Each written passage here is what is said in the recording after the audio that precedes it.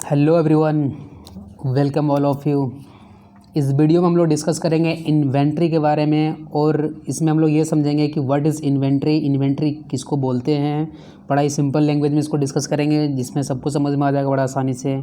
और types of inventory के बारे में पढ़ने वाले हैं। मतलब इस वीडियो में आपको दो इन्फॉर्मेशन मिलने वाला है कि what is inventory and what are the various और डिफरेंट टाइप्स ऑफ इन्वेंट्री।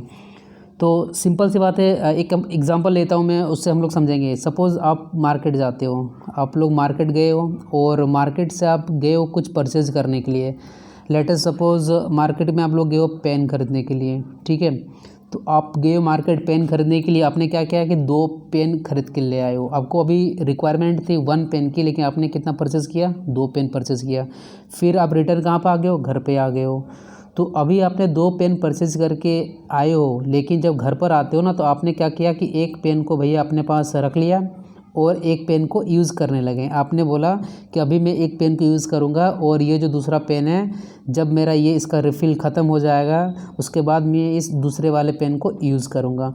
मतलब यहाँ पर आप क्या कर रहे हो कि एक एक्स्ट्रा पेन लेके आए हो। इस एक्स्ट्रा पेन जो लेके आए हो, इसको आपने होल्ड करके रखा अपने पास, ठीक है। क्यों होल्ड करके रखा? ताकि इसको आप फ्यूचर में यूज़ कर सकते हो। मतलब एक तरह से ये जो आपका एक पेन है, ये क्या एक सेफ्टी मटेरियल हो गया आपके पास, ठीक है। तो ये जो एक पेन आप लोगों ने एक्स्ट्रा मार्केट से लेके आए हो और जिसको आप अपने पास रख रहे हो और जिसको फ्यूचर में आप यूज़ करोगे, तो इसी एक पेन को मैंने क्या बोल दिया? इन्वेंट्री।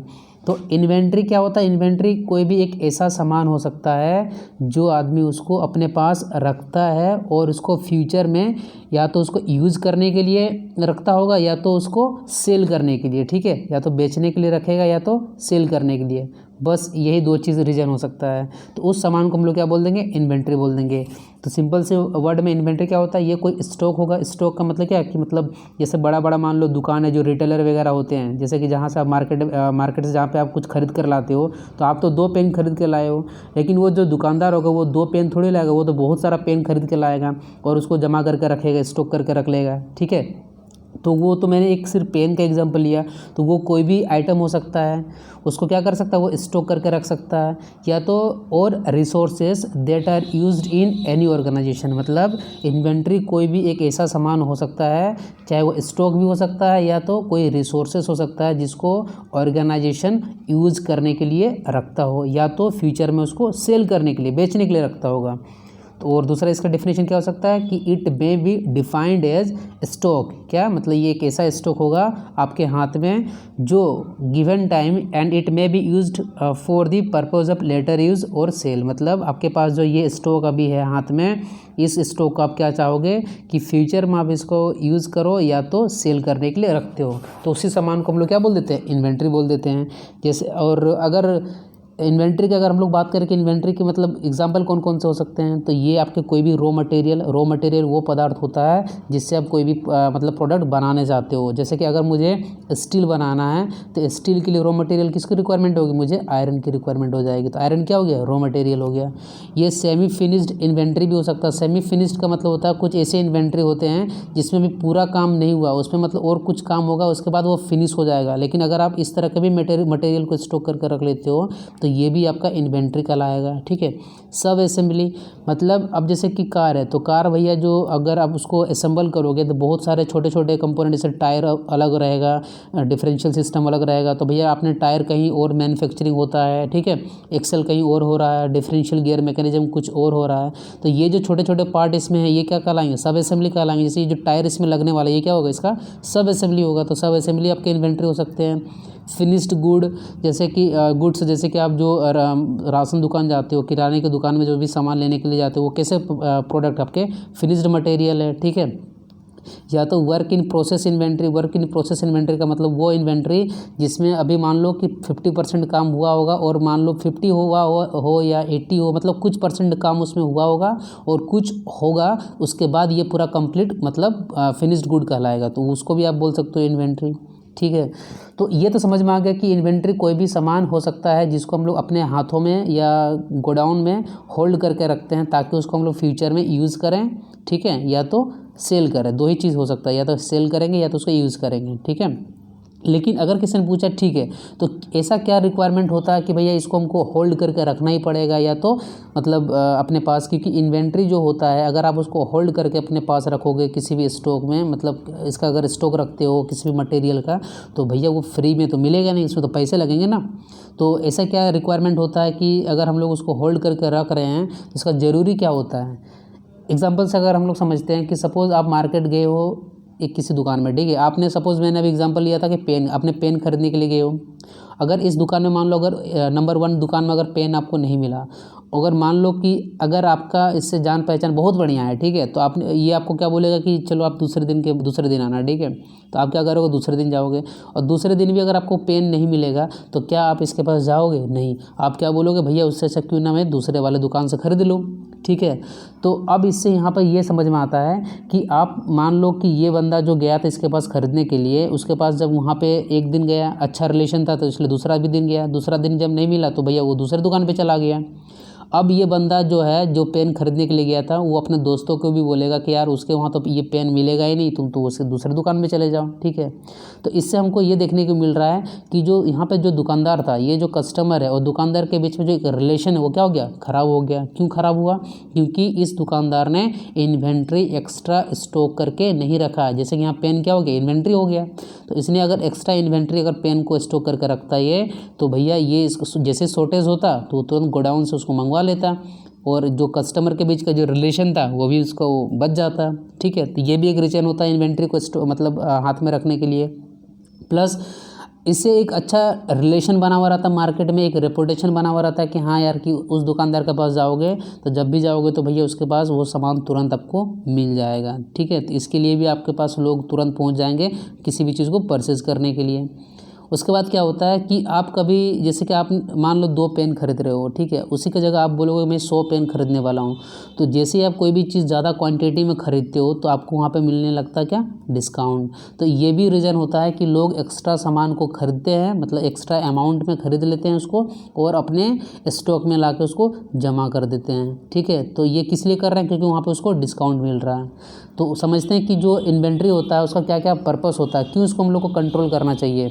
तो मैंने आप लोगों को बताया कि अगर मान लो कोई भी प्रोडक्शन सिस्टम है, वहाँ पे मान लो कोई अगर कोई भी चीज़ आप लोग प्रोड्यूस कर रहे हो तो हमें पता है कि उसमें क्या होता है, इनपुट होता है, फिर वहाँ पे कन्वर्जिंग प्रोसेस होता है, उसके बाद आउटपुट होता है। तो जैसे कि इनपुट में मुझे भैया रॉ मटेरियल चाहिए, तो अगर रॉ मटेरियल का अगर आप लोग स्टॉक जो है बहुत ज़्यादा एक्स्ट्रा करके रखोगे तो भैया आपका जो प्रोडक्शन सिस्टम हो कैसा चलेगा, कंटिन्यूस चलेगा, स्मूथ चलेगा, ठीक है। तो कंटिन्यूअस और स्मूथ चलने के लिए मतलब ये हमें हेल्प करता है प्रोडक्शन सिस्टम में कि अगर रॉ मटेरियल मेरे पास ज़्यादा रहेगा, इन्वेंट्री ज़्यादा रहेगी तो मेरा प्रोडक्शन सिस्टम कैसा चलेगा, स्मूथ एंड कंटिन्यूअस रन करेगा, ठीक है। वहीं पर अगर शॉर्टेज हो जाएगा तो भैया प्रोडक्शन सिस्टम ठप पड़ जाएगा आपका। तो ये बेनिफिट होता है इन्वेंट्री को एक्स्ट्रा रखने का। उसके बाद क्या आपका होता है कि मान लो कि सपोज़ आप क्या कर रहे हो ना कि दिवाली के टाइम में, जैसे दिवाली के टाइम में देखते हो अचानक से जो गाड़ी वगैरह होती है, बाइक्स वगैरह होती है, उसकी डिमांड क्या होती है, बढ़ जाती है। तो मान लो कि हमें पता है कि भैया दिवाली के टाइम में बाइक्स वगैरह की डिमांड बढ़ जाती है, तो उस बंदे को जो भी दुकानदार रहेगा वो क्या करेगा, उसका पहले एक्स्ट्रा और भी मंगवा कर रख लेगा। तो ऐसे जो नॉर्मल पूरा साल रहता है मान लो उसमें डिमांड कुछ अलग रह रहा है, डिमांड मतलब जो कस्टमर की जो रिक्वायरमेंट होती है, लेकिन जैसे दिवाली आती है वहाँ पे रिक्वायरमेंट बढ़ जाती है, तो यहाँ पे जो डिमांड का क्या हो गया, वेरिएशन हो गया। तो अगर मान लो जैसे ही अगर एक्स्ट्रा अगर इन्वेंट्री अगर वो बंदा रखेगा तो वो हेल्प होगा उसको ये मीट करने में कि अगर वेरिएशन भी हो रहा है डिमांड का तो कोई दिक्कत नहीं है क्योंकि मेरे पास एक्स्ट्रा इन्वेंट्री है। तो इसलिए बोला जाता है कि अगर हम एक्स्ट्रा इन्वेंट्री रख रहे हैं तो अगर कुछ वेरिएशन भी होता है तो हमें कोई भी डिमांड पैटर्न में तो हमें कोई दिक्कत नहीं होने वाली है, ठीक है। और एक तरह से ये आपकी जो इन्वेंट्री वो सेफ गार्ड रहता है किसमें, आपका variation in raw material delivery time. जैसे कि अगर मान लो आपने रॉ मटेरियल किसी को ऑर्डर किया, ठीक है, ऑर्डर किया तो हो सकता है ऑर्डर करोगे तो भैया ट्रांसपोर्टेशन के मीडियम से आपके पास यहाँ पे पहुँचने वाला है। तो मान लो अगर बीच में अगर कुछ जिससे आप मंगवा रहे हो तो उसमें कुछ एबनॉर्मलिटी आ गया, गाड़ी में ख़राब हो गया, या आपको वो मतलब जो भी डिलीवरी टाइम है जिस दिन पहुँचना चाहिए अगर उस दिन पर नहीं पहुँच पा रहा है, तो ये जो आपका वेरिएशन यहाँ पे जो हो रहा है ना, इस वेरिएशन के लिए ये सेफ गार्ड रहता है कि अगर आपके पास एक्स्ट्रा रॉ मटेरियल रहेगा तो डिलीवरी टाइम में अगर लेट भी होगा तो मुझे मुझे कोई दिक्कत नहीं होने वाला है। प्लस मैंने आपको समझाया था कि अगर आप बल्क में कोई भी चीज़ खरीदोगे, ज़्यादा अमाउंट में खरीदते हो, तो आपको वहाँ पे क्वांटिटी में डिस्काउंट मिलता है, इसलिए भी हम लोग इन्वेंट्री को एक्स्ट्रा होल्ड करके रख लेते हैं। और कस्टमर को एक अच्छा सर्विस देने के लिए भी इन्वेंट्री को होल्ड करके रखा जाता है। तो ये आपके 5 ऐसे पॉइंट मैंने बताया जहाँ पे आप लोगों को ये समझ में आ गया कि इन्वेंट्री को होल्ड करके क्यों रखना चाहिए, ताकि प्रोडक्शन सिस्टम मेरा कंटिन्यूअस चले। अगर कोई भी वेरिएशन रहेगा मार्केट में डिमांड पैटर्न में, तो उसको आप तुरंत से अच्छे से मतलब संभाल सको उस चीज़ को। अगर डिलीवरी टाइम में मान लो अगर ज़्यादा टाइम लग रहा है तो भी कोई दिक्कत नहीं रहेगा अगर आपके पास एक्स्ट्रा मान लो इन्वेंट्री अगर आपने होल्ड करके रखा होगा तो। और ज़्यादा अगर इन्वेंट्री आप लोग खरीदते हो, सामान खरीदते हो, तो डिस्काउंट भी मिल जाता है, इसलिए हम लोग सामान ज़्यादा खरीद के उसको स्टॉक करके रख लेते हैं गोडाउन वगैरह में, ठीक है। और कस्टमर के बीच एक अच्छा रिलेशन भी रहता है, ठीक है। उसके बाद हम लोग समझते हैं कि भैया टाइप्स ऑफ इन्वेंट्री क्या क्या होता है। फर्स्ट टाइप क्या बोलता है कि ट्रांजिट और पाइपलाइन इन्वेंट्री। ये ऐसी इन्वेंट्री होती है कि सपोज़ आपने कुछ ऑर्डर किया, ठीक है, आपने 1 वाले पॉइंट पे ऑर्डर किया और 2 वाले पॉइंट पे आपके पास इन्वेंट्री मतलब आपके हाथ में आ जाने वाला है, मतलब आपके पास पहुंचेगा। तो यहाँ से ये इन्वेंट्री ट्रांसपोर्टेशन के मीडियम से पहुंचने वाली है, ठीक है। तो ये जो आप सामान मंगवा रहे हो, तो ये जब ये रास्ते में ही रह जाता है, ठीक है, ये जब ये रास्ते में रहेगा तो आप क्या इस इन्वेंट्री को, ये जो सामान है इसको यूज़ कर पाओगे? बिल्कुल यूज़ नहीं कर पाओगे। वो आपके पास आएगा हाथ में तभी तो उसका यूज़ करोगे ना। तो वैसी इन्वेंट्री जो आपकी ट्रांसपोर्टेशन में रहेगी, उस इन्वेंट्री को हम लोग बोल देते हैं ट्रांजिट और पाइपलाइन इन्वेंट्री। और इस इन्वेंट्री को हम लोग मतलब ये कैन नॉट प्रोवाइड सर्विस, ये इन्वेंट्री जो रहती है ये आपको सर्विस प्रोवाइड नहीं करवा सकती है, ये तभी करवाएगी जब आपके हाथ में आ जाती है, ठीक है। तो वो इन्वेंट्री जो आपके ट्रांसपोर्टेशन मीडियम में रह जाती है, जिसको आप लोग यूज़ नहीं कर सकते, उस इन्वेंट्री को क्या बोल देंगे? ट्रांजिट और पाइपलाइन इन्वेंट्री बोल देते हैं। उसके बाद क्या है? बफर और सेफ्टी स्टॉक, ठीक है। ये एक तरह का रिजर्व स्टॉक हम लोग अपने पास रख लेते हैं थ्रू आउट द ईयर। मतलब आपने क्या किया कि कोई एक ऐसा आइटम है, उस आइटम का क्या किया आपने, बहुत सारा अमाउंट अपने गोडाउन में भर के रख लिया, पूरे साल भर तक रख लेते हो, ठीक है। और आप क्या करते हो, इसको यूज़ आप तभी करोगे जब आपका जो डिमांड रेट है ना मार्केट में, उसका फ्लक्चुएशन होने लगेगा, मतलब वो घटने लगेगा या बढ़ने लगेगा। घटने लगेगा तो कोई दिक्कत नहीं, जब मान लो डिमांड रेट बढ़ गया, ठीक है। और लीड टाइम समझेंगे, ये लीड टाइम क्या होता है अभी, मतलब सिर्फ आपको ये समझना है कि अगर डिमांड रेट में अगर मान लो मार्केट में वृद्धि हो गया, इंक्रीज़ हो गया कि भैया पहले डेली 10 गो आइटम चाहिए, तो मान लो किसी सीज़न में अगर त्यौहार का टाइम है तो वो 10 से 20 हो गया। या तो लीड टाइम का मतलब होता है कि अगर आपने यहाँ पे ऑर्डर किया और आपका आइटम यहाँ पे पहुँच रहा है, मतलब ये जो ट्रांसपोर्टेशन में जो टाइम लग जाता है, डिलीवरी जो टाइम रहता है, कि सपोज़ आपने फ्लिपकार्ट पे ऑर्डर किया, फिर ऑर्डर करने के बाद आपके पास 5 दिन 6 दिन जो टाइम लगता है, उसी टाइम को बोल देते हैं कि हम लोग लीड टाइम। तो अगर मान लो लीड टाइम का कुछ फ्लक्चुएशन हो गया या डिमांड रेट में कुछ फ्लक्चुएशन हो गया, तभी इस इन्वेंट्री को हम लोग यूज़ करते हैं। तो ये एक तरह से ये जो इन्वेंट्री होती है आपको प्रोटेक्टिंग करता है अगेंस्ट द फ्लक्चुएशन, किसमें? डिमांड रेट या तो लीड टाइम में। तो इसको हम लोग बोलते हैं बफर या तो सेफ्टी स्टॉक, क्योंकि ये एक तरह से आपका सेफ्टी है। क्यों सेफ्टी कर रहा है? क्योंकि मान लो आपने ऑर्डर किया और भैया जो लीड टाइम, जो डिलीवरी टाइम है आपका भैया ज़्यादा हो गया, वो कोई भी रीज़न हो सकता है प्रैक्टिकली, तो उस टाइम आप क्या करो, इस बफर स्टॉक को यूज़ कर लोगे। तो ये जो इन्वेंट्री है, इस इन्वेंट्री को क्या बोलेंगे? बफर और सेफ्टी स्टॉक। ये सेकंड टाइप हो गया।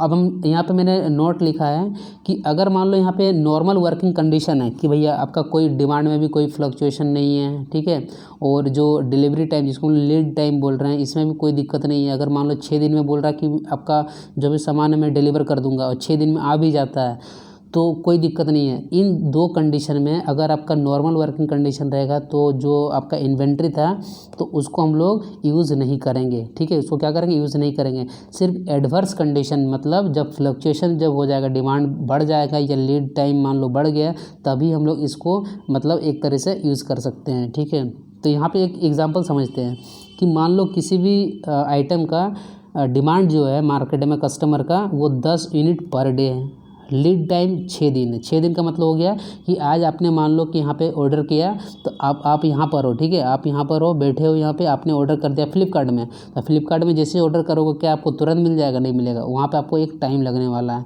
तो उसी टाइम को मैंने क्या बोल दिया? लीड टाइम, या तो आप ऑर्डिनरी लैंग्वेज में उसको हम लोग डिलीवरी टाइम भी बोल सकते हैं, ठीक है। तो लीड टाइम क्या है? 6 डे है, मतलब अगर आप कोई भी आइटम को ऑर्डर करोगे तो 6 दिन के बाद ही आपके हाथ में आने वाला है। ये नॉर्मल कंडीशन हो गया। लेकिन मान लो एडवर्स कंडीशन हो गया कि अगर डिमांड मार्केट में बढ़ गया, डिमांड क्यों बढ़ गया? कि कस्टमर के मान लो रिक्वायरमेंट ज़्यादा हो गई, कस्टमर को ज़्यादा ज़रूरत पड़ गई कोई सामान, जैसे कि अभी मान लो लॉकडाउन का जैसे ही कंडीशन आया, तो लॉकडाउन का कंडीशन में जो राशन दुकान था, जो किराने के जो स्टोर होते थे, वहाँ पे अचानक से जो डिमांड रहती थी सामान की क्या होगी, बढ़ गई। जब डिमांड मान लो बहुत ज़्यादा बढ़ जाएगा तो ये कैसा कंडीशन हो गया, एडवर्स कंडीशन हो गया। उस कंडीशन में अगर वो दुकानदार एक्स्ट्रा बफर और सेफ्टी स्टॉक अपने गोडाउन में नहीं रखेगा तो भैया क्या होगा, कस्टमर के बीच रिलेशन ख़राब हो जाएगा, लोग उसके दुकान में जाएंगे नहीं, समझ रहे हो।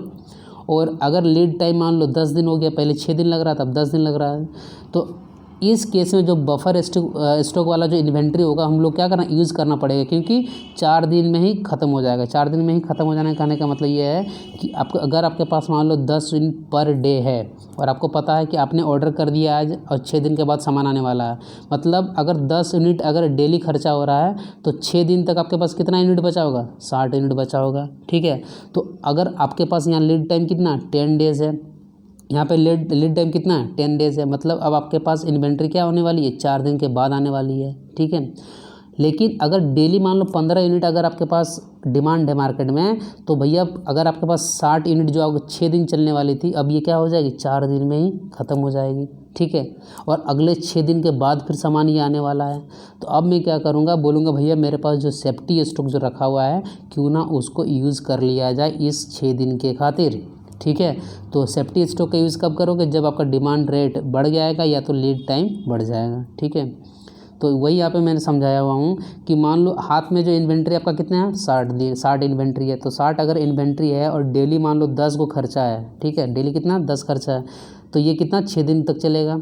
और लीड टाइम अगर मान लो 6 दिन ही रहता है, अगर नॉर्मल टाइम रहता है तो 6 दिन के बाद आपको पता है कि यहाँ पे नया इन्वेंट्री आ जाता है, कोई दिक्कत नहीं होता, ठीक है। तो ये जो कितना दिन 6 दिन तक चलेगा, क्योंकि डेली 10 का डिमांड है। अगर अभी जो सेकंड वाला जो कंडीशन जो एडवर्स कंडीशन निकल के आया तो वहाँ पर डिमांड क्या हो गया था, 15 दिन का डिमांड हो गया था, मतलब 15 यूनिट डेली। तो आपको पता है कि जो पहले 6 दिन चल रहा था वो 4 दिन में ख़त्म हो जाएगा।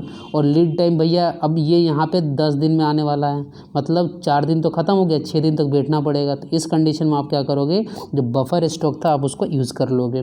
तो यहीं पर ये बताया गया कि यहाँ पर अगर आप ऑर्डर करते हो तो आपको सामान कहाँ पर मिलता है, इस जगह पर मिलता है। तो ये जो टाइम लग गया जिसको हम लोग डिलीवरी टाइम बोलते हैं, उसी को आप एक टेक्निकल लैंग्वेज में लीड टाइम बोल सकते हो, ठीक है।